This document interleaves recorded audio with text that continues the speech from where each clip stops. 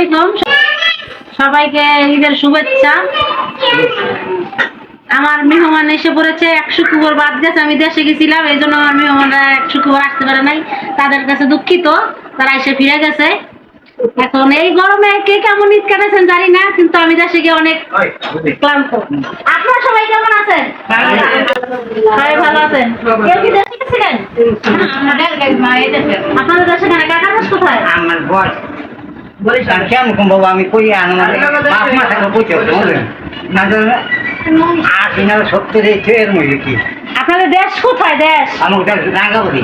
রাঙ্গাবাড়ি। দেশে গেছিলেন? না যাইনি গ্রাম ওই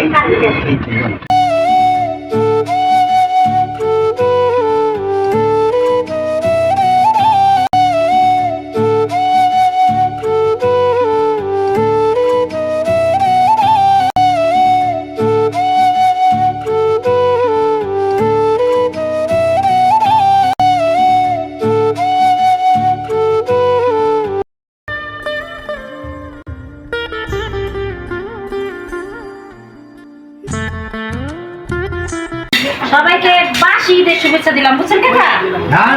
আপনাকে সবাইকে বাসি ঈদের শুভেচ্ছা দিলাম, কারণ আজকে কতদিন গেছে, প্রায় 10-12 দিন হয়ে গেছে। তোমার ওই কথা প্রায় 15 দিন হয়ে গেছে।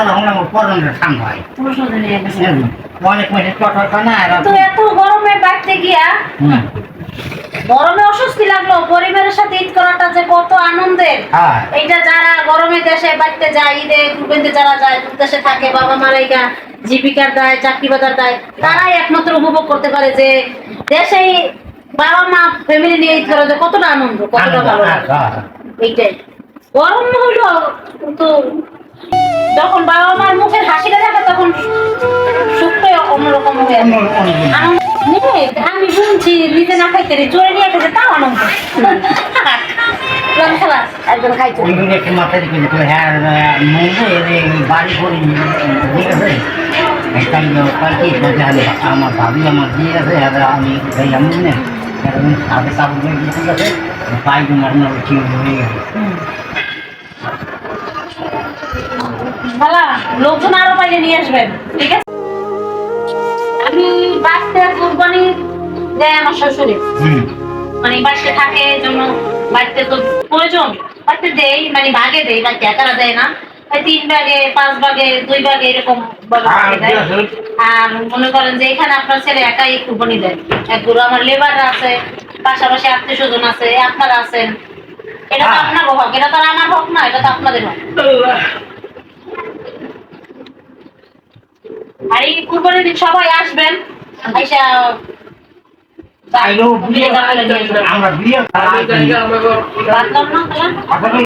সমস্যা নেই, পাইবেন, আমি দরকার একদিন ফ্রিজে রেখে দেবো।